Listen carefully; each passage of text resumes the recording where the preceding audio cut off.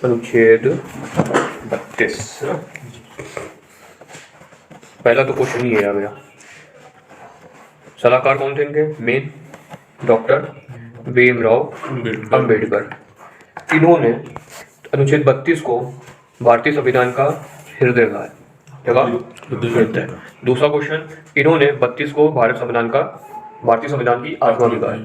ठीक, क्योंकि दूसरी चीज क्या है, इसको कहा जाता है मौलिक अधिकार को मौलिक अधिकार बनाने वाला मौलिक अधिकार।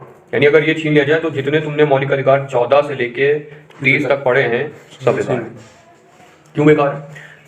क्योंकि किसी भी सहूलियत को देने के लिए उसको निभाने वाली प्रतिभूति भी होनी चाहिए। प्रतिभूति समझते हो? गारंटर जिसको कहते हैं। अरे जैसे किसी चीज की गारंटी तुम्हें दी जाती है, सरकारी नौकरी गारंटी दी जाती है। हाँ, हमने तुम्हें 1 साल की गारंटी दी है, मोबाइल ले लो 1 साल की गारंटी है, तो गारंटी को फायदा क्या जब तक हम ही ना रहे। हम तुम्हें गारंटी देकर भाग जाए, तुम गारंटी के बीच में टूटते रहो, हमसे जितना टूटते रहो, नहीं मिलेंगे तो फायदा क्या गारंटी हो। समझे? तो वही चीज कहा गया है, ऐसे समझ लो अनुच्छेद 14 से लेकर 30 तक सभी चीज क्या है? गारंटी है। लेकिन इस गारंटी को पूरा करने वाला यानी इसकी प्रतिभूति कौन है? अनुच्छेद 32। ठीक, इसीलिए अनुच्छेद 32 को भारतीय संविधान की आत्मा या हृदय कहा जाता है। एक और क्वेश्चन बनता है, भारतीय संविधान की रीढ़ की हड्डी किसको कहा जाता है? 19 को कहा जाता है। बता चुके ना? ठीक है, तो लिखवा देंगे, लिखवा देंगे, पहले समझ लो फिर नोट्स निकाल देंगे। समझ गया अनुच्छेद 32? अब इसका यूज क्या है देखो। पहली बात तो अनुच्छेद 32 में जारी की जाती है रीट। क्या जारी करती है? रीट। ठीक, रीट को हम लोग कहते हैं देशी भाषा में याचिका।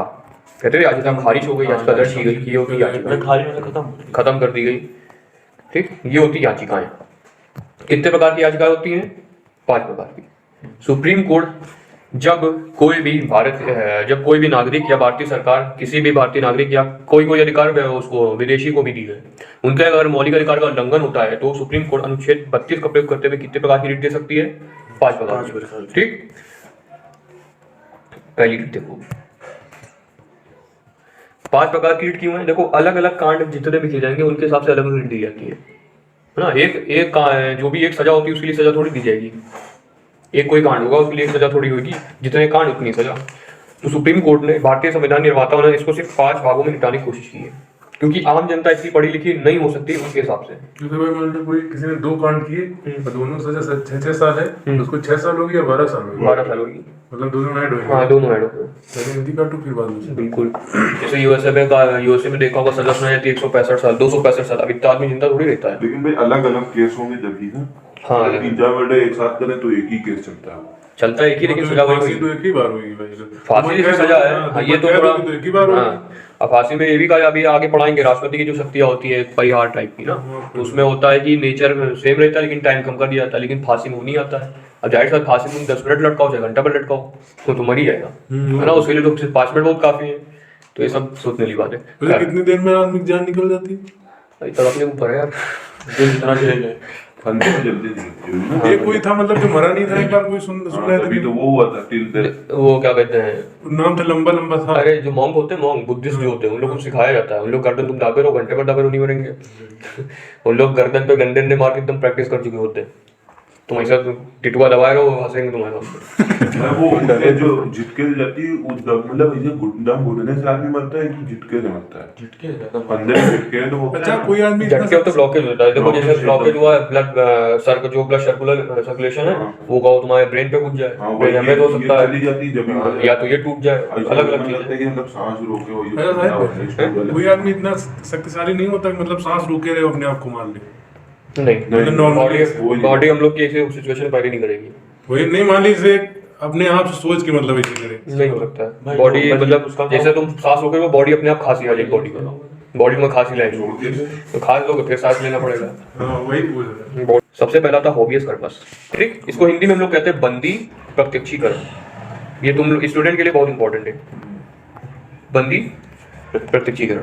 देखो जब तक ये अनुच्छेद 21 और 22 पे तुम लोग की पीएचडी नहीं तो बेकार है, क्योंकि पता चलना पड़ेगा ना किस पे लगेगा ये। किसी गारंटी मिलेगी? हाँ, अब तुम्हें पता नहीं कानून, तुम ये टाइल लो बंदी प्रत्यक्षीकरण दो, बंदी प्रत्यक्षीकरण दो। ठीक, अच्छा, बंदी नाम इसमें चल रहा है, बंद प्रत्यक्षीकरण मतलब सामने प्रस्तुत करो। हॉबियस कर्पस की इंग्लिश में ट्रांसलेशन ही होता है टू हैव द या अ बॉडी, बॉडी की प्रस्तुतिकरण या सशरीर प्रस्तुतिकरण या सशरीर प्रस्तुत करना। तो पहली रीड क्या है? पहली रीड क्या है? सशरीर प्रस्तुत करना। किसी भी व्यक्ति को सशरीर उसके शरीर के साथ मतलब उसके शरीर के साथ प्रस्तुत किया जाए। अभी सोचो कब लगेगा? ये तब लगेगा मान लो पुलिस ने तुम्हें किसी भी मैटर में उठाया, ये जेल है पुलिस की, थाने में तुम हो बंद, तुम्हारे घंटे हो गए 72। देखो अच्छा क्या होता है 72 घंटे में अगर पुलिस ने तुम्हें अभी तक बंद रखा हुआ है तो अब तुम तो जेल में बंद हो, तुमसे कोई भी संबंधी मिलने आएगा, ये याद तुरंत बता चुके वैसे तो, ठीक। लेकिन वो पावर किसी और की थी, ये पावर किसकी? सुप्रीम कोर्ट की। कि जब सुप्रीम कोर्ट की नोटिस आती तो थर्रा जाते हैं तब, या तो कोई संबंधी होगा या तो तुम अपने हिसाब पर कोई वकील कर लो। वकील कर सकते हो? हाँ, बिल्कुल कर सकते हो, लेकिन जब बंद हो तब बंद है तो घर वाले करेंगे। घर वाले होंगे, मान लो किसी घर वाले ना हो तो वही सरकारी तो सरकारी तक काम नहीं करते। इसका मतलब ये है कि संगत अच्छी पकड़ो, ऐसी पकड़ो को जिसको कम से कम वकील वाली या कम से कम कानूनी थोड़ी प्रक्रिया मालूम हो। कुछ नहीं तो देखो मकसद तो यही होता है 12 से 35 तक, तुम 35 तो चलो फिर भी नहीं, 12 से 32 तो सभी को आने चाहिए, जितने भी इंडिया के नागरिक सबको आना चाहिए। इससे क्या होता है करप्शन समझ लो 90% तक कम हो जाएगा अपने आप। पुलिस तुमसे घूस लेने में डरेगी, क्या पता कितने कैमरे ठोके, क्या पता इसको कितनी नॉलेज है, समझ रहा? वकील या तो संबंधी कोई या तो कोई वकील, ये क्या करेगा देखेगा 72 घंटे से ज्यादा हो गया तो जाएगा supreme court, direct supreme court, जो कितनी बड़ी पावर है। तो कोई भी कानून पढ़ लो, कोई भी अनुच्छेद पढ़ लो या कोई भी अनुच्छेद का उल्लंघन हो जाए, तुम डायरेक्ट सुप्रीम कोर्ट नहीं जा सकते हो। कहाँ जाओगे? पहले जिला न्यायालय जाओगे, यानी जिला कोर्ट जाओगे, डिस्ट्रिक्ट कोर्ट जाओगे, उसके बाद हाई कोर्ट जाओगे, फिर उसके बाद सुप्रीम कोर्ट जाओगे। लेकिन जैसे तुम्हारे 14 से लेकर 30 तक किसी का भी उल्लंघन हुआ, डायरेक्ट भाग जाओ वहां पे सुप्रीम कोर्ट, डायरेक्ट 72 घंटा में वही तो है, मतलब कि जैसे तुमको पुलिस ले गई उसने जज के पास नहीं गई। हाँ 24 घंटे के अंदर होता है, हाँ। उसको प्रस्तुत करना पड़ता है। मान लो 72 घंटे हो गए। 24 के आगे 72 लिख दिया, एग्जाम्पल थोड़ा 24 हो गया, 24 बाद 25 हो गया, 48 हो गया, 72 हो गए, 3 दिन हो गए, बहुत से लोग बंद रहते हैं। जैसे जब नहीं ले जाए तो डायरेक्ट चले जाओ सुप्रीम कोर्ट। क्या कहोगे कि अच्छा ये कौन सा उल्लंघन है 24 घंटे के अंदर नहीं प्रस्तुत हुआ? बताओ जब 24 घंटे के अंदर तुम्हें प्रस्तुत नहीं किया जाएगा कौन सा अनुच्छेद का उल्लंघन हो रहा है? 20 कैसे? 20 में है कि जब तक कि तुम्हारा दोष सिद्ध नहीं होगा तब तक कि तुम अपराधी नहीं कह जाओगे, अगर कह जाओगे तुम उल्टा मानहानि का केस छोड़ सकते हो, पता था हुई चीज। 22वां नंबर क्या है? 22वां है कि कोई भी तुम्हें गंभीर अपराध हो या कोई भी अपराध हो तुम्हें 24 घंटे के सामने जज के सामने प्रस्तुत किया जाएगा। देखो और तो अनुच्छेद 22 में क्या कहा गया है? गिरफ्तारी निरोध से संरक्षण है इसमें। जब भी तुम कोई कांड करके आते हो तो 24 घंटे के सामने जिला जज के सामने प्रस्तुत करना पड़ेगा। तो मान लो नहीं प्रस्तुत किया तो तुम अपने सगे संबंधी या वकील से कह के तुरंत कहां जा सकते हो? तुम नहीं जा सकते, वो जा सकता है तुम्हारे लिए सुप्रीम कोर्ट। तब सुप्रीम कोर्ट तुम्हारी अर्जी सुनेगा। क्या सुनेगा? कि फला फला थाना है, पूरा नाम क्या होता है, जैसे कोई राज्य का, उसके बाद जिला है, जिला में कोई तहसील पड़ती है, उसके अंतर्गत थाना कोई एक्स है, यहाँ पे मेरा वो मुवक्किल या यहाँ पे मेरा सगा संबंधी ये सन ऑफ ये बंद है और 24 घंटे से ज्यादा टाइम हो चुका है, पुलिस ने अभी तक उसको छोड़ा नहीं है। अगर संगीन अपराध नहीं है यानी पूछताछ जिसको कहते हैं इंट्रोगेशन, छोड़ा नहीं है या तो उसको 24 घंटे सामने जिसके सामने प्रस्तुत नहीं किया है, समझे? तो सुप्रीम कोर्ट तुरंत नोटिस जारी करेगा, वही थाने पे भेजेगी कि तुरंत पूरा, अब तो खैर नोटिस नहीं आती, पूरा फैक्स का जमाना, फैक्स का पूरा डिजिटल है, व्हाट्सएप कर दिया, कुछ भी कर दिया, जीमेल भेज दी, मेल आ गई यहाँ पे। उसने क्या कहा 24 घंटे से ज्यादा जिसको भी टाइम हो गया है उसको या तो अगर संगीन अपराध है जिसके सामने ले जाओ, अगर संगीन अपराध नहीं खाली पूछताछ उसको तुरंत छोड़ दो। नहीं तो अगर पावर में तो सुप्रीम कोर्ट की पूरा थाना बैन हो सकता है। तो जितने थाना अध्यक्ष हैं और जितने भी सब लोग नौकरी से चले, इतनी पावर होती है लोग पास। हॉबीज पर समझ में क्या सुनाया? बंदी प्रत्यक्षीकरण नाम इस चीज की अभी तक। गिरफ्तारी अगर 24 घंटे ज्यादा हो जाती है तो तुरंत सुप्रीम कोर्ट पे जा सकते हैं, वहां पे दाखिल अपनी याचिका कर सकते हो। तो वो किसका यूज करेगा? वो पहली रीट बंदी प्रत्यक्षीकरण का यूज करेगा कि जितने भी अपराधी तुम्हारे अंदर बंद है, जितने भी लोग बंद है, उसके अगर 24 घंटे ज्यादा हो गया या तो उनको छोड़ दो या तो जज के सामने प्रस्तुत करो। ठीक, देखो ये मैटर वैसे तो पुलिस देखो छोटा सा थाना क्या टेंशन रहेगी, इसलिए 24 घंटे के अंदर सबको रिहा कर देती है।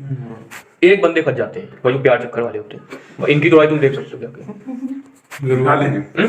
दिखा देंगे बाहर जो वहाँ वो आवाज आया करती जब थाने छोटे होते हैं। यहाँ तो खैर बड़ा है। लड़की जो होती है वो कहाँ धरी जाती घर पे, लड़के ऐसे लटका जाते उल्टे, ये बंद है ऊपर से, जब अच्छी मार तो जब समझाने के बाद भी नहीं आते, डंडा चल रहा बढ़िया अब की करोगे, नहीं करेंगे।